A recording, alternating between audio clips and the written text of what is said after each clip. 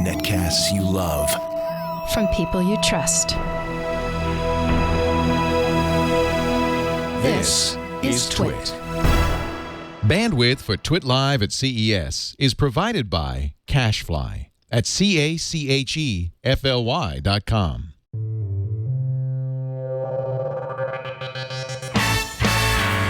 This is TWiT's live coverage of the Consumer Electronics Show in Las Vegas, Nevada, Episode 9 for January 2010.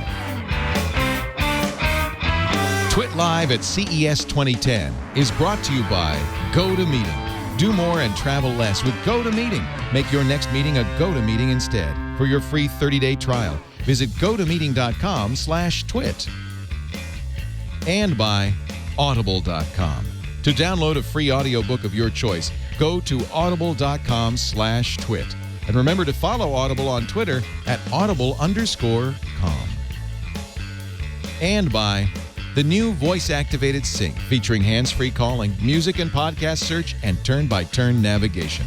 Available exclusively on Ford, Lincoln, and Mercury vehicles. For more details, visit syncmyride.com.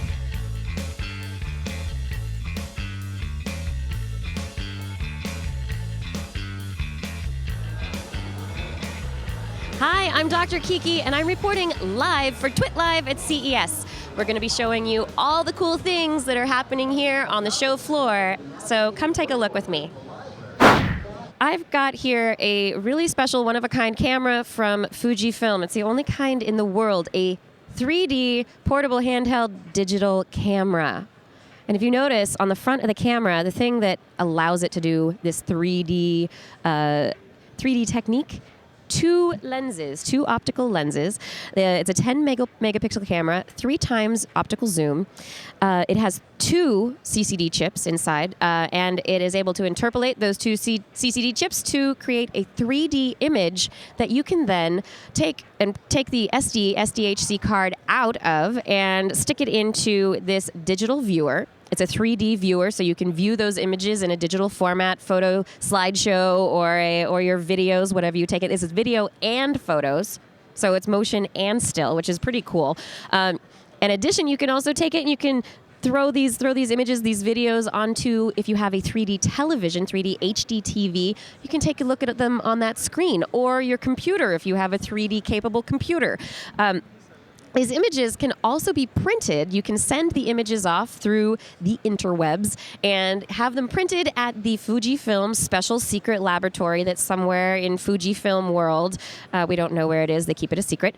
And they will send you these images so you can have them in your own home in a physical form. You can put them in a real picture frame. The cool thing about this, it's a really clear image. It's a lenticular print, kind of a plasticky print, like a lenticular lens print, but it's already 3D, so you have the 3D effect along with the lenticular effect that gives it this really unearthly appearance. I don't know if you can get that on the camera, but it's pretty beautiful. So for those of you consumers out there who might be interested in 3D technology and having it in the palm of your hand, this one-of-a-kind Fujifilm digital camera might do the trick for you. Hi, I'm Dr. Kiki reporting for TWiT Live at CES. We're in the LG booth. I'm talking with Chris, and he's going to tell us a little bit about the OLEDs that are available through LG. That's organic LEDs. Can you tell me a little bit about the technology that's being used here? Sure. We do talk about organic LED, and organic LED, OLED, whatever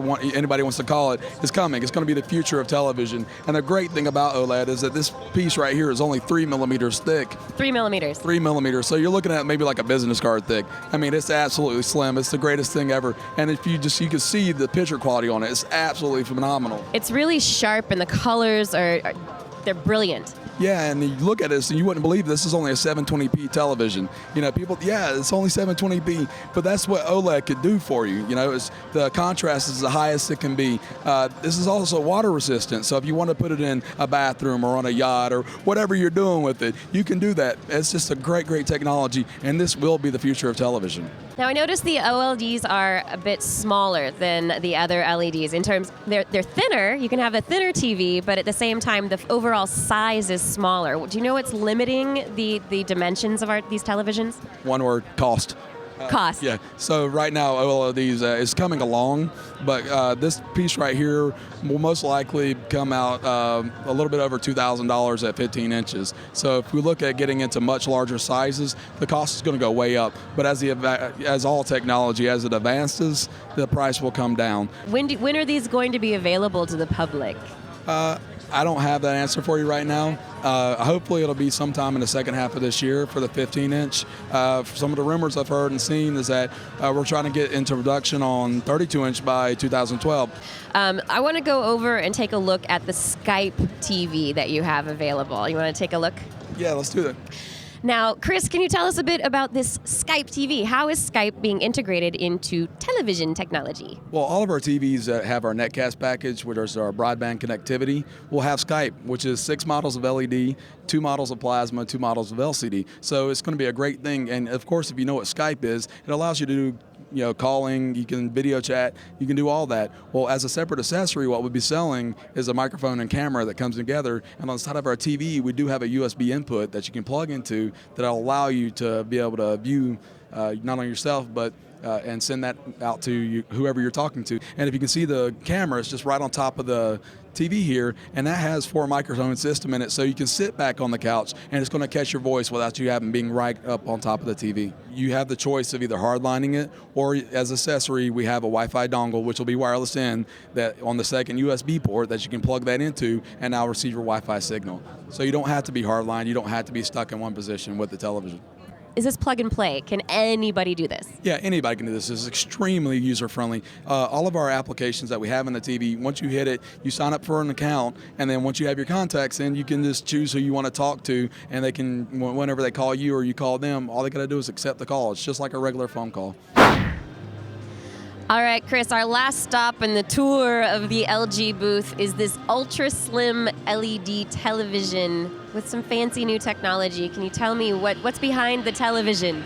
Well, let's start off with this. In the past, to get the TV real slim, you had to go with edge lighting. Well, you lose a little bit of picture quality with edge lighting, right? Well, what we've done is made the TV even slimmer than regular edge lighting at 6.9 millimeters. 6.9 millimeters. Yeah, it's absolutely amazing. I mean, I think there's some picture frames that are fatter than that, right? Yeah, exactly. I mean, if you pull out your cell phone, it's bigger than 6.9 millimeters. Absolutely amazing. And the TV's 55 inches. So it's just a beautiful thing. And how we've done that is with something called ALEF, Advanced Light Emitting Film. So what we've done with that is the LED filament is now laid down on film, and it creates a full array type picture on the television. So we give you 240 zones of localized dimming, which is going to increase that detail on the picture and the black levels, and the energy consumption goes down because now we can get that localized dimming effect out of the television. Right, and you're not having to use a whole bunch of independent lights. The whole film is kind of energized to emit light at the same time. Exactly. So it's a really, really cool technology. As I know right now, we are the only ones using this because I've walked the floor. And yes, because we have the IOP technology in our regular full LED slim, and then the ALEF in our full LED ultra slim. How big are they going? Right now, 55 inches. This is going to be the largest one that we will produce in this. This may or may not come out this year. This is a prototype, but we're hoping for a second half release on it. Okay, second half of the year, people, you can look forward to it. And any idea? I know I've asked before on the cost. No idea yet. No, I can't do it for you. I wish I could, but I can't do it for you. Probably expensive. All right, thank you very much. I really appreciate your time today. This is a busy booth. There's so many people here. Have a great day. Hey everyone, I'm Dr. Kiki. I hope you have been enjoying our coverage, the TWiT Live coverage of CES. I'd like to take this opportunity to thank one of our sponsors, Audible.com. Audible has been really, really helpful in allowing us to come to CES and make this coverage available to you live. You can see we've got a stage set up, we're roaming the floors, and really Audible.com has made this possible. We found lots of ebooks here and lots of devices that you can play with, and iPods, iPhones, which you can listen to audio content on. And Audible.com is the leading audiobook provider with over 60,000 titles, all sorts of genres, fiction, nonfiction, my favorite, science, technology. There are also periodicals, magazines, newspapers, all this content that you can get read to you while you're traveling to and from places like CES. So I'd like to take this chance to say thanks. You, as a listener of TWiT, you have the opportunity to go and download a free audiobook from audible.com, audible.com/TWiT. If you go to audible.com/TWiT, TWiT, you can get a free audiobook download thanks to audible.com. So again, support our sponsors, support the people who are allowing us to come to places like CES and give you this amazing live coverage. I'm going to get back out on the floor and roam around a little bit, so let's go. I'm here with Steve Goody, one of the inventors of Pocket Radar. So we all know the radar gun that the police have to tell how fast you're going. It's a little bit bigger than this, isn't it? It's a lot bigger than this. And that was the whole idea behind our inspiration, is to take something that's bulky and hard to use and that most people, quite frankly, wouldn't buy or use because of that. And we shrunk it into this size, which makes it pretty much accessible to anybody. And we're having a real hit with it. And we've made it a lot cheaper, too. And what goes into miniaturizing radar technology? Well, it was a few years of work and a lot of effort, and got a few patents out of that. It was taking what used to be a very large components and re-engineering them completely into fitting into something the size of a credit card inside of this. But it's still the same principle, Doppler radar. It's the same principle, same physics. Doppler radar, Doppler shift. It's exactly like the big ones, but just a lot cheaper and a lot smaller. Can you just explain very quickly the physics behind the radar? Well, basically, all radar transmits a high-frequency radio signal, which this does out of the back, sort of like a flashlight beam shape, bounces off an object that's moving, and then it returns to the device, and it measures the frequency shift, and measuring that shift in frequency, just like a car horn going by when you hear it drive by you and it shifts in frequency, it can measure the speed of the object that way. What are the limitations on this little tiny device? Has miniaturizing it changed its properties in any way? Well, that was one of the real challenges that we solved, is that normally this size wouldn't give it a lot of range, but it can measure a car a half mile away. A half a mile away? Yeah. That's pretty far. Oh, it's incredibly far. I mean, you can be in a NASCAR race and catch the cars way down the straightaway and see what speed they're going. That's cool. Have you done that? Yeah, I have. Actually, NASCAR and Indy races, a lot of car races. That's fun. So what uses are people getting out of this pocket radar? Well, pretty much anybody that wants to measure a moving object has been very excited about this, especially things like coaches where they're looking for a quantitative way to measure a performance. Mm-hmm. So the baseball coaches really love it because they can work with their pitchers and very conveniently take this out of their pocket, check it out. We have a college baseball coach that won't give us back a prototype because he uses it every day. He's like, it's mine. Oh, it is mine. It's mine. I'm not giving it back. And he hasn't. And, motorsports crews, not only the race car owners and their crews, but also fans. And then, surprisingly enough, a lot of neighborhood groups are excited about this. Homeowner associations have problems with that one person in their neighborhood speeding down the street and they can't really prove how fast they're going.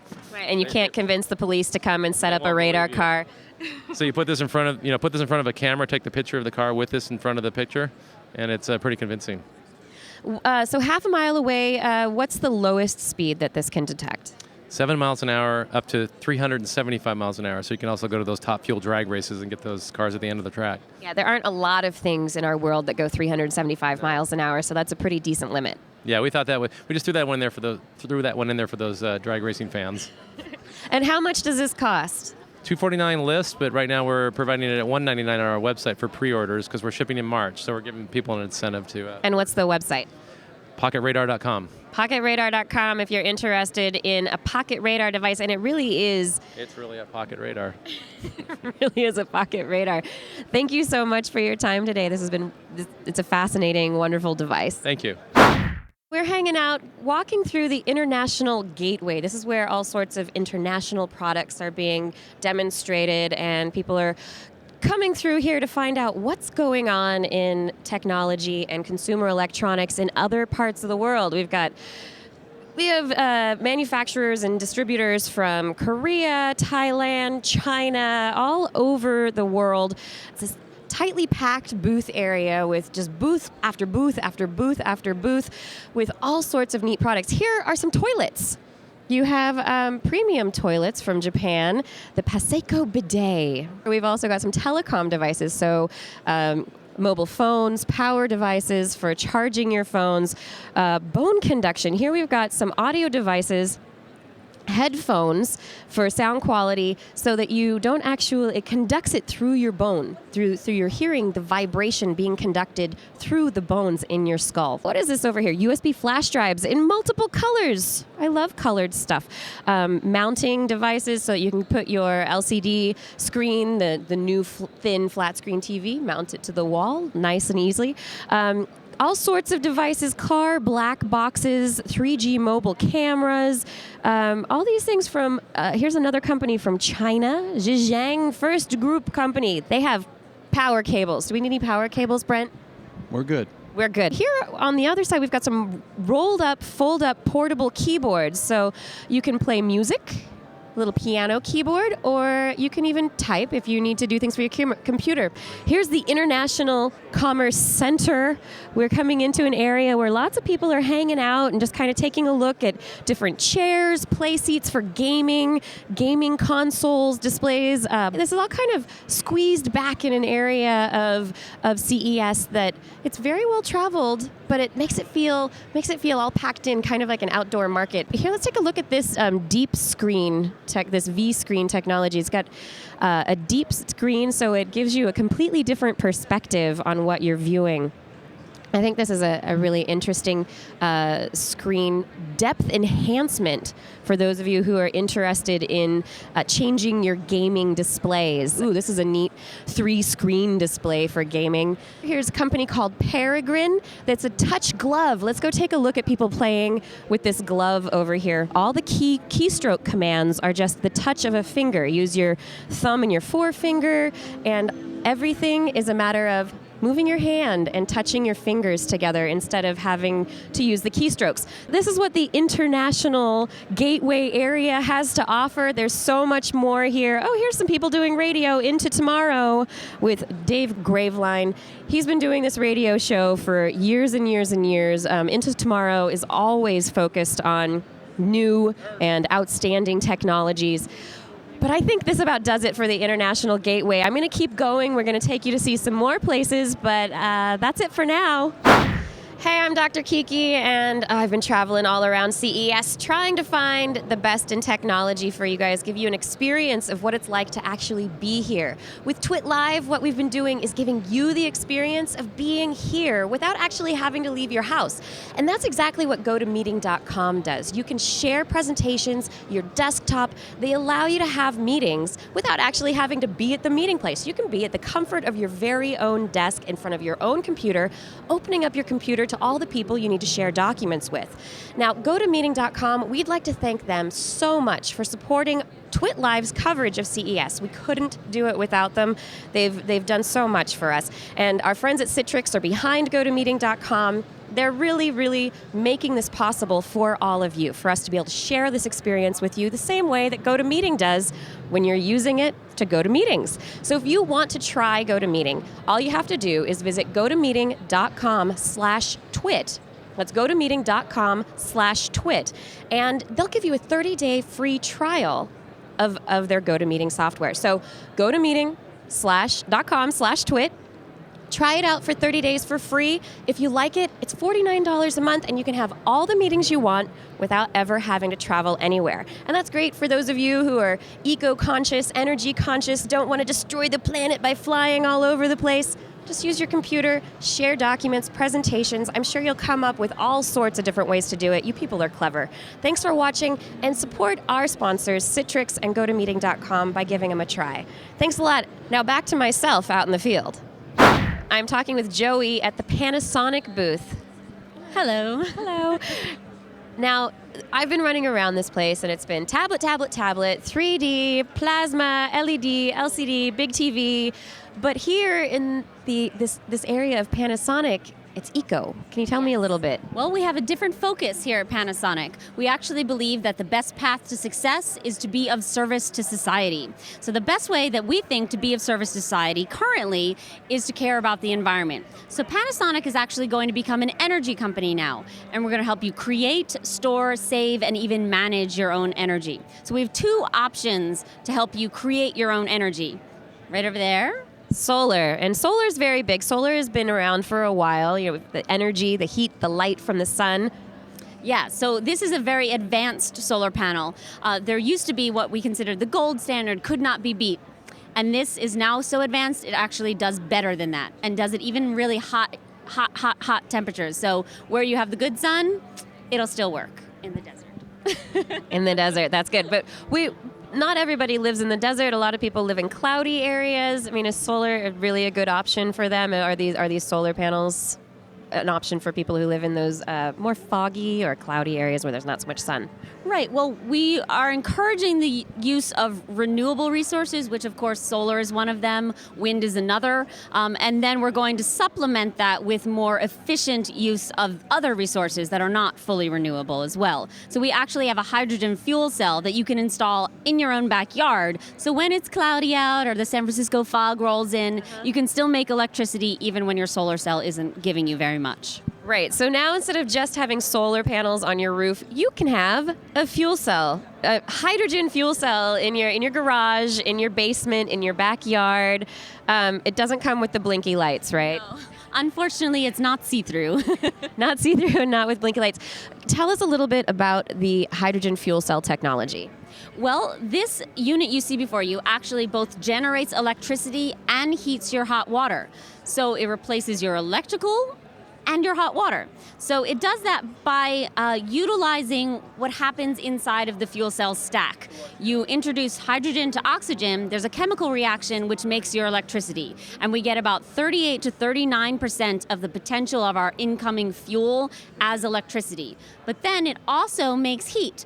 So when you're doing it far away from your house, that heat dissipates, you lose it, it's not useful. But at home, you can actually capture that and use it to heat all of your hot water. So you can take a jacuzzi spa bath, courtesy of what is actually kind of bonus and free just with your electrical generator. Right, so it's kind of it's dual use. It's harnessing things that would otherwise be lost and taking advantage of that. Where now currently, if you have your hot water heater at home, it's consuming energy that comes from possibly fossil fuels, and then the heat from that is lost as well. Exactly. It's harnessing something that is normally thrown away at the power plant and using it to your advantage. This is great. So the fuel cell, how available is this really? It's currently available to Japanese consumers. They buy it from their current gas utility company. So it would be like calling Con Ed and saying, give me the hydrogen fuel cell. Japan, send me a hydrogen fuel cell. I don't live in Japan. I don't live in Japan. This is not going to help me. Do you have any idea when it might be rolled out in other countries? I don't. The solar is available now in the U.S. Go ahead and buy it. It's really advanced. You can put it as your actual porch roof is the coolest way I've seen it. So it can actually replace the roof tiles that you might use. Itself will become solar power. Yeah. That sounds great. Hydrogen fuel cell, we'll have to wait for it. And the cost? I don't know just yet. The utility companies are the retail source at the moment, so they are setting the cost for their customers. Okay, so it's going to be determined by the customers, but by the utility companies and whatever they think is reasonable. We'll see. We'll see. But this isn't all that Panasonic is doing. You said that that the Panasonic is also working to help you manage your electricity and to store your electricity. So I want to kind of let's take a walk down the aisle and see what else is here. This booth is amazing. It's really great. Thank you. Okay, so here we are. Batteries.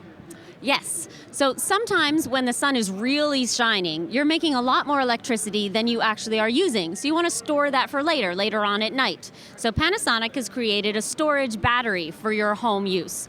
So if you've created excess energy from the sun or from hydrogen, you can keep it for later. So it's not just lost. Exactly. We want to try and conserve every last bit of power that's out there. We want to harness it all and let us use it for something.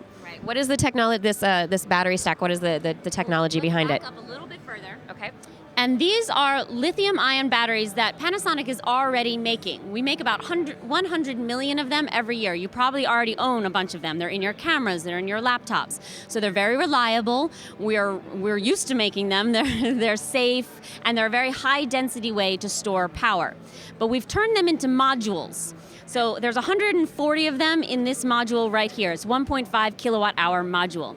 And because it is modular, you can adjust it to whatever your energy storage needs are. So any application in a hybrid car or an electric motorcycle or at your home, you can arrange enough of them together into a system so that it suits your needs. Right, so the whole thing is scalable. Exactly. Adjustable and scalable. All right, so we've got the energy production with solar, the energy production with hydrogen, we've got the storage, but we've got all sorts of stuff in our houses, wires, we've got the products, the consumer electronics that we use and love, but that drain the batteries, that use the energy. How do we manage that? Well, first of all, we let you monitor that. Let's move this over to here. Backing up. Backing up. So this is your whole system, all of your energy creation sources, and then all of your energy users. And we can see what they're doing here on your TV screen. Right now, obviously, our house is buying electricity from the grid. And the penguins are shaking the piggy bank. I know, they're very sad penguins because they're emptying their entire piggy bank for electricity. Now, this is how much electricity we've used, and water and natural gas, and this is actually our carbon dioxide emissions. So we can track the whole thing. Now, one of our penguins, we have melted some ice and he's fallen down, he's very sad. But one of our penguins is extremely happy because we're working pretty well on some of our items. Now, we've found that consumers actually lower their use by about 5% just by watching what they're doing. So they can see where the waste is and eliminate it. And this helps them set goals, in which case we have happy singing penguins, and see when we miss them, in which case we have some sweaty penguins swimming in the water. So this is a way for people to actually know what they're actually doing, because currently it's like, yeah, turn off the lights when you're not in the room, but how much are the other appliances actually using? Can we find ways to manage our use? Yep, you can identify exactly which appliances are energy hogs and you need to replace them with energy efficient Panasonic products or anything else. The penguins actually give you advice on what you should be doing. And you can check out all of your appliances. They're all there, and you can see exactly how much and when you've used them. So that darn spa tub. Yeah, I know, it's a big energy draw. But you can see if you habitually leave the kitchen light on when you go to work in the morning, or if there's some light you forget to turn off at night. You can actually turn things off using this system as well. So if you've been doing the laundry in the basement and you realize when you get to the third floor that you forgot to turn the light off, go to the TV and you can turn it off. So you have wireless control of outlets and appliances? Well, they're wired. They are wired, but it is internal system. Within the system. Yeah, so you can access all of your appliances and your lights from your televisions. Is this the kind of thing that you have to build into a house as it's being built, or can it be just added in modularly? Say, I want to have a more efficient house, and how do I do it? It is more effective when it's built from the ground up, obviously as a complete system, but it's sold in Japan as an independent add-on that you can just take home and set up. And in Denmark, it's actually being installed by the major energy company as part of their smart grid rollout. So it's a really integrated system with the entire power grid of the country. This sounds really neat. So Panasonic is really leading the way here. I'd like to see also beyond the energy-saving controls, we've got creating energy, storing energy, managing your energy, but there are also products that Panasonic is developing to have from the cradle to grave, a cleaner footprint, carbon dioxide footprint, and also to use less energy as they're running. Can you show me a few of these? Yeah, absolutely. We do design consciousness into our products the entire way. One, we try and think of products that will help you conserve. And two, when we're designing them, we want to limit the number of resources that go into them. So everything over time becomes lighter and smaller and have fewer parts so that it's more efficient to produce. Our factories are actually even painted in a carbon dioxide absorbing coating. So we're doing everything we can, every little thing. All of the packaging is getting smaller so that it's easier and more efficient to transport. So right here we have plasma TVs. This is 2010, this is 2007. It is actually 4 times brighter. So that means it has become much, much more efficient. The 2010 model actually uses less power than a 100-watt light bulb. So it's brighter, but uses less energy. Exactly. Unbelievable. It's actually 40% more efficient than just the 2009 model. So it's made a huge jump, and it jumps like that every single year. Do you have any idea what the technology behind this that's allowing this jump in efficiency? Sure, absolutely everything in it gets improved every year. Some of the major things are the phosphor material themselves have actually been improved, so they're brighter when hit with UV rays. The gas that creates the UV rays has been improved, so it gives off more UV rays. And then the entire design of the panel to the aperture that lets that light out has improved, so more of that light reaches you. There's all sorts of computers and drivers and stuff inside, and they've all gotten faster. And they also do this adaptive signal processing, which is they look at the image coming in, and they never impact on your image perfection. They always give you the perfect image, but they see what they can skip inside the plasma and still give you that image. So it used to be that every single pixel had to be told, stay black, every time you wanted to change the picture. But now, if you're going to just say, stay black, stay black, stay black, stay black, you can skip addressing that pixel, and you can just address the pixels that you actually need to. Right.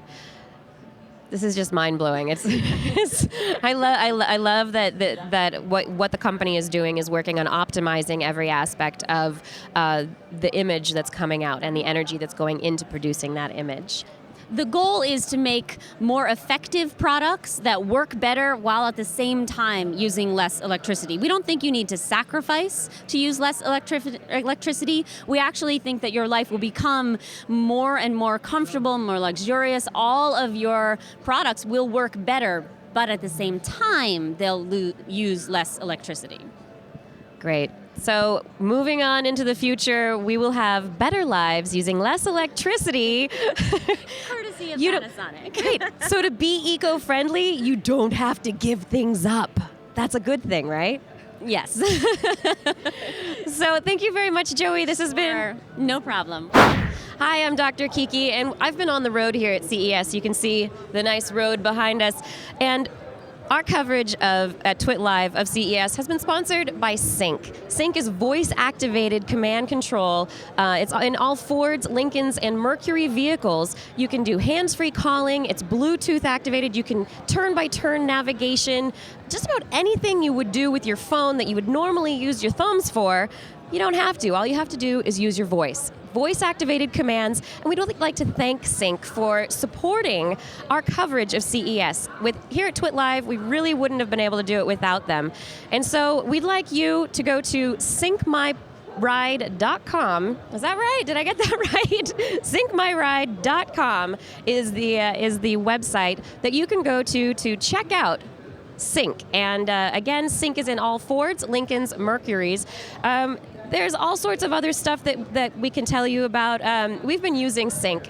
We had a Lincoln that was donated to us for the ride, a Lincoln MKT that was donated by Ford, and we've been driving it. Our helper, Burke, our assistant engineer, he drove the car up here. He was able to get an idea of the turn-by-turn navigation commands just by using his voice as he drove to Vegas.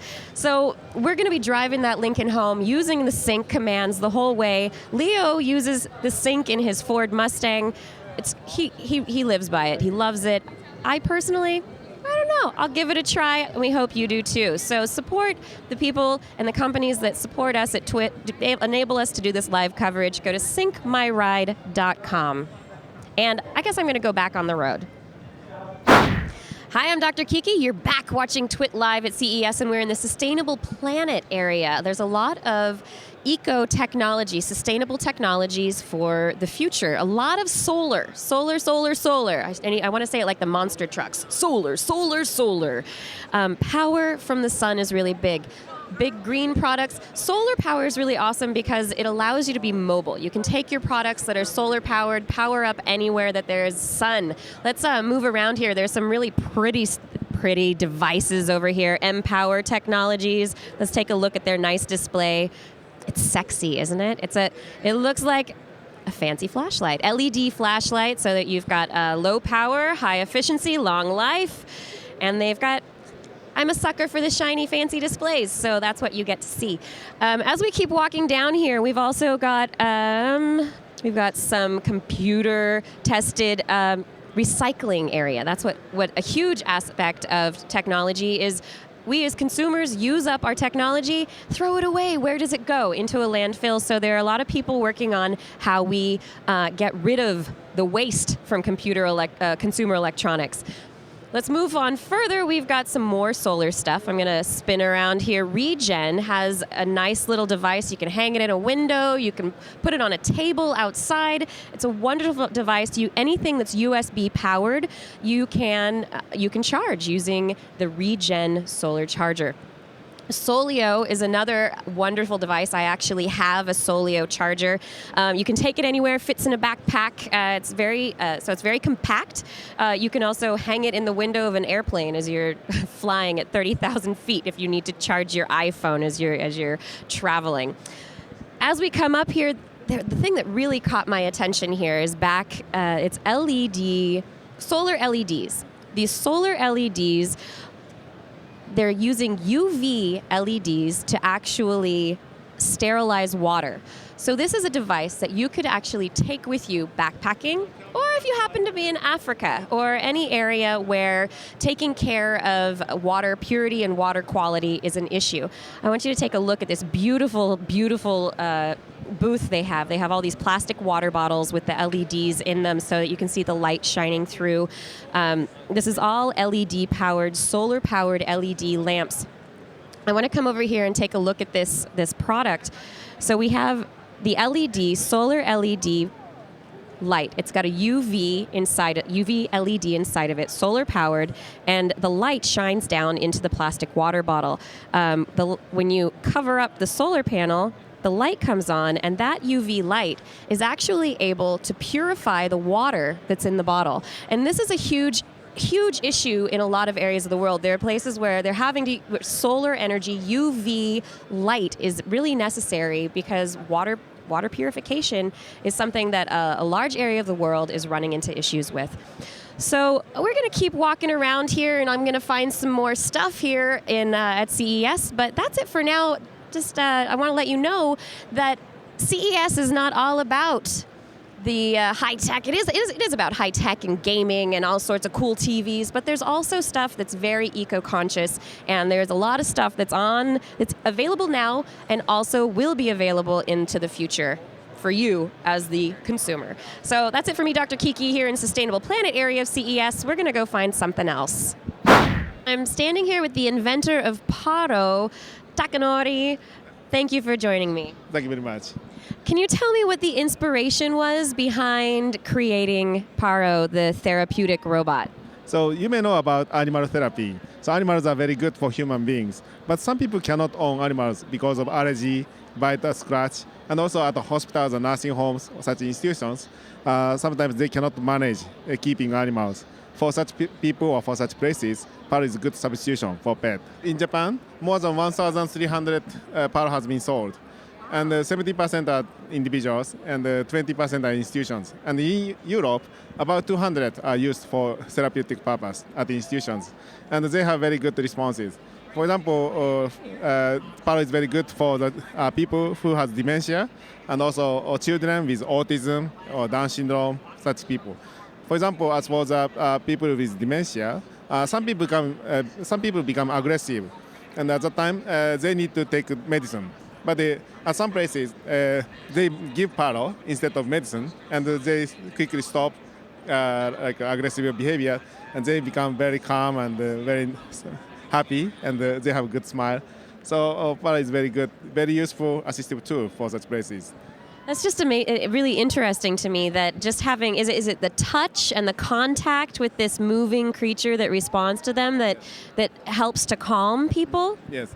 So I think people like having physical interaction. And of course, it's not necessary to be very active, but in a kind of calm interaction is very good. And the Paro has many kind of sensors. So for example, whole body is covered by tactile sensors, and also whiskers are sensors. So Paro can recognize the touch or physical interaction with human beings, and Paro has a response to that. And people can create some kind of new relationship with Paro through the interaction. Right. I love the fact that you can pet it and touch the whiskers, and he responds. If you touch the feet, there's all this tactile response. And the Paro has artificial intelligence inside. So Paro has kind of two microchips, and that's equivalent to two personal computers.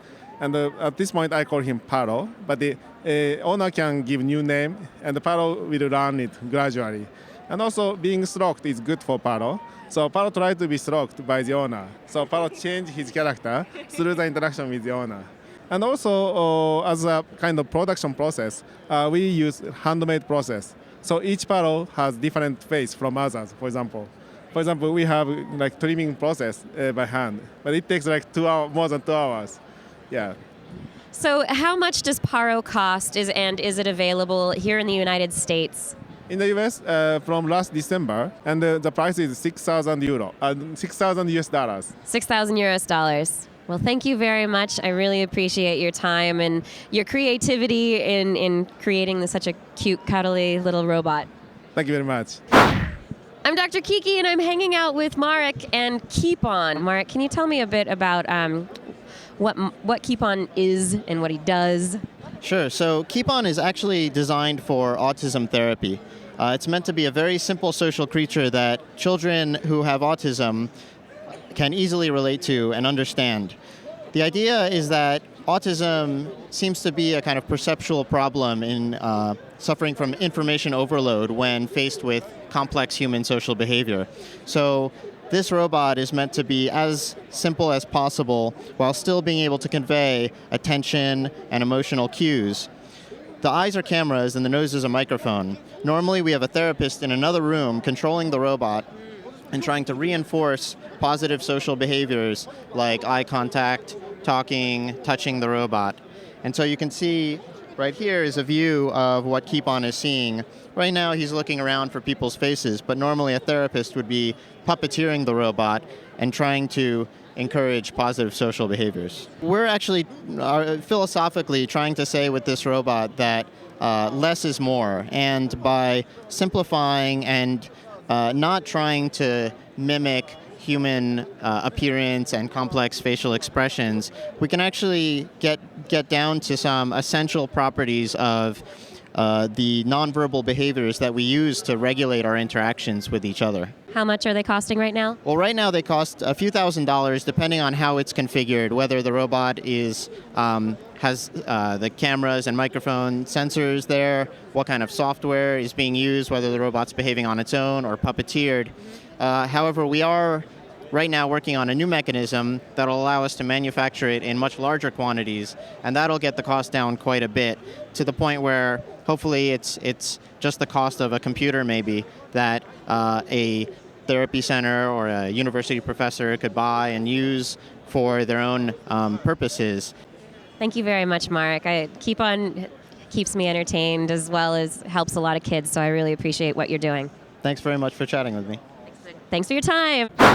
I'd just like to thank everyone for watching our live coverage of CES. TWiT Live is totally made possible by viewers like you and our wonderful sponsors, Citrix, GoToMeeting, Audible, and Sync.